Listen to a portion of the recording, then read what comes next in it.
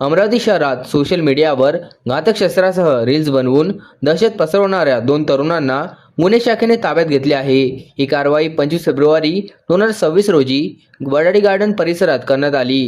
गुन्हे शाखेला गुप्त माहिती मिळाली होती की दोन इसम काही दिवसांपासून हातात शस्त्र घेऊन रील्स तयार करून त्या सोशल मीडियावर प्रसारित करत आहेत। तसेच ते वडाडी गार्डन येथे पुन्हा शस्त्रासह रील्स बनवण्याच्या तयारीत असल्याची खात्रीशीर माहिती पोलिसांना मिळाली। या माहितीनुसार गुन्हे शाखेच्या पथकाने तात्काळ सापळा रचला आणि दोघांना ताब्यात घेतले। अटकेत घेतलेल्या इसमांची नावे लोकेश राजेश वाटकर व 19 वर्ष राहते दत्तवाडी महाजनपुरा अमरावती आणि रामराजू ताळे वय 21 वर्ष राहते Kumbharwada police station Kolhapur gate Amravati अशी आहेत। पोलिसांनी त्यांच्या ताब्यातून एक लोखंडी चाकू आणि एक स्टीलचा चायना चाकू अशी एकूण 2 घातक शस्त्र जप्त केली। जप्त मुद्देमालाची अंदाजे किंमत 2000 रुपये असल्याचे सांगण्यात आले आहे।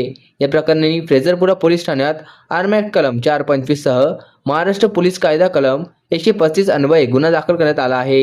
ही कारवाई पोलीस आयुक्त राकेश शोला यांच्या मार्गदर्शनाखाली करण्यात आली। तसेच पोलीस उपायुक्त गणेश शिंदे, श्याम घुगे, रमेश धुमाळ आणि गुन्हे शाखेचे वरिष्ठ अधिकारी यांच्या मार्गदर्शनात पोलीस निरीक्षक संदीप चव्हाण यांच्या नेतृत्वाखालील पथकाने यशस्वी कारवाई केली। अशाच ताज्या बातम्या जाणून घेण्यासाठी न्यू महाराष्ट्र 24 न्यूजच्या यूट्यूब चॅनलला सबस्क्राईब करा।